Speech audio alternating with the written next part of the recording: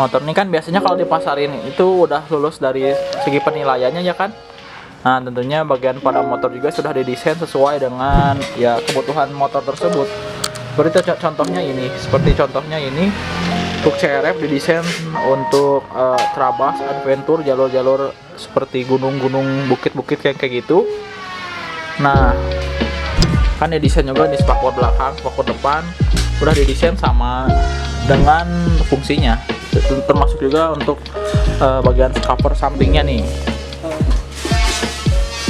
ya kan udah didesain memang diperuntukkan untuk adventure gitu. Tapi ada aja orang yang memang kurang puas untuk beberapa bagian covernya seperti spakbor belakangnya ataupun spakbor depannya, ya mungkin karena tidak suka modelnya ataupun karena memang pengen diganti aja gitu.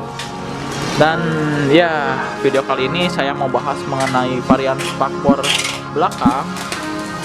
Jadi varian spakbor belakang yang sering digunakan sama orang-orang sebagai variasian ataupun pengganti yang original. Oke, langsung kita masuk ke pembahasan yang pertama.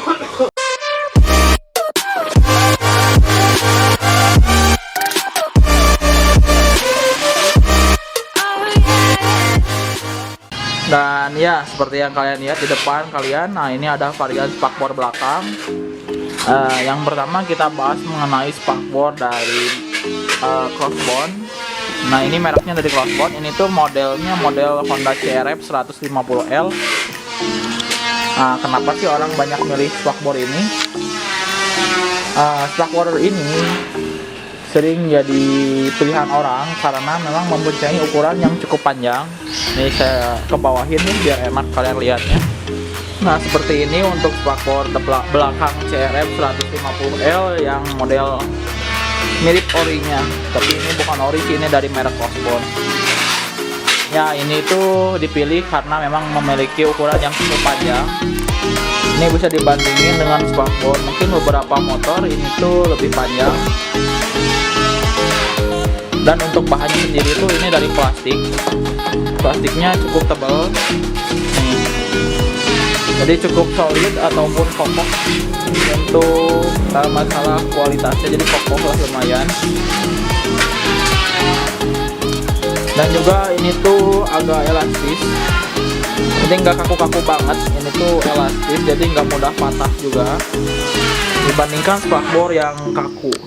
Nah, ini spakbor belakang CRF sendiri, ini tuh biasanya dipakainya sih sebagai pengganti yang original, karena untuk beberapa orang pakai yang original untuk adventure tuh agak sedikit mengkhawatirkan, takutnya patah ataupun gimana dan susah lagi carinya. Dan ini biasanya orang sebagai penggantinya, ataupun juga biasa pakai di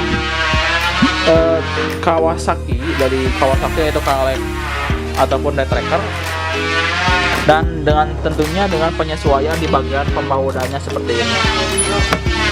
Jadi bautnya sendiri ini tuh untuk selain dari model CRF-nya sendiri, maksud saya selain untuk motor CRF, ini tuh harus mengatur ulang untuk pelubang-lubang bautnya nih. Tapi untuk CRF sendiri ini tuh udah PNP.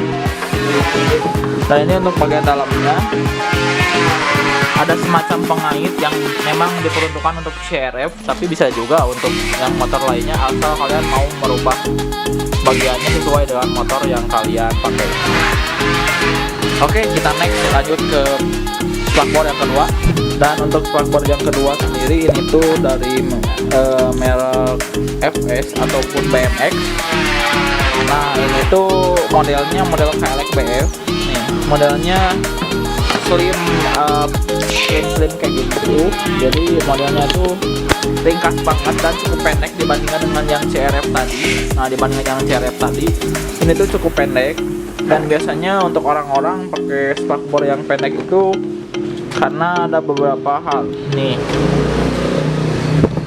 spakbor belakang KLX BF dari merek FS88.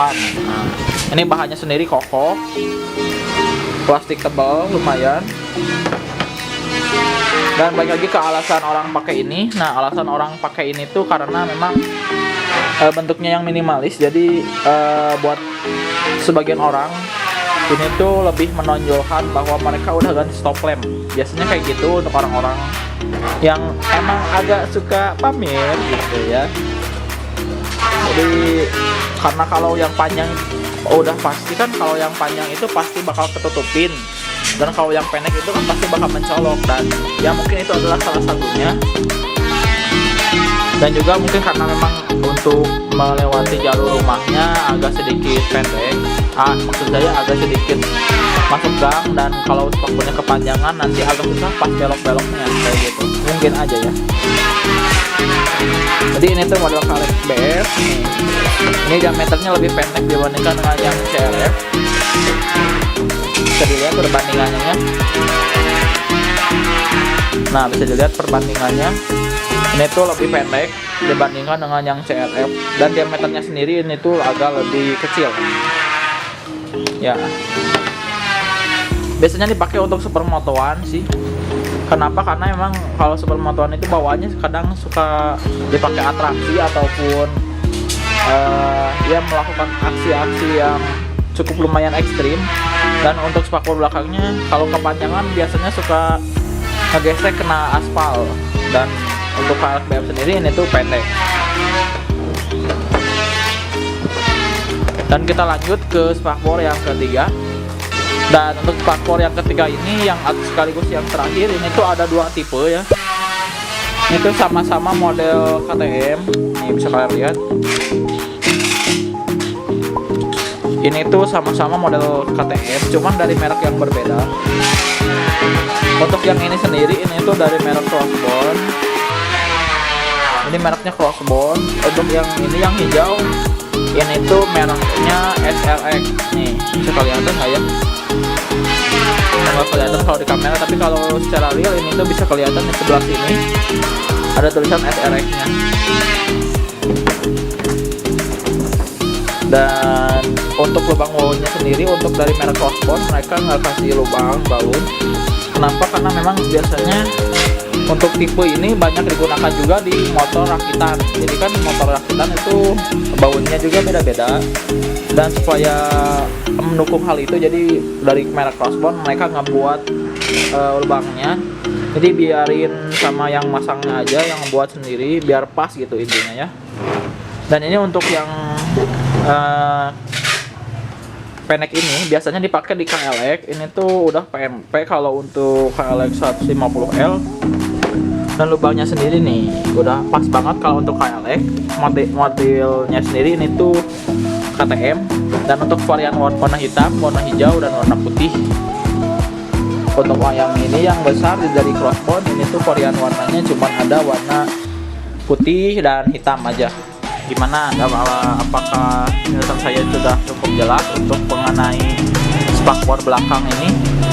Semoga ilmu kalian mengenai perspakboran menambah. Dan ya, kalau kalian suka dengan video ini, jangan lupa di like dan share ke teman-teman kalian, biar teman-teman kalian juga dapat ilmu yang kalian dapat. Dan jangan lupa untuk mengklik tombol subscribe dan nyalakan loncengnya agar ketika kita upload video kalian dapat notifikasinya. Oke, dan untuk giveaway cara mengikutinya gampang banget, udah saya tulis di deskripsi di bawah video. Jangan lupa dicek di bawah video ada deskripsi, dan disitu baca aja cara ngikutin giveaway kali ini. Oke, semoga info yang saya sampaikan cukup. Terima kasih dan sampai jumpa di video selanjutnya.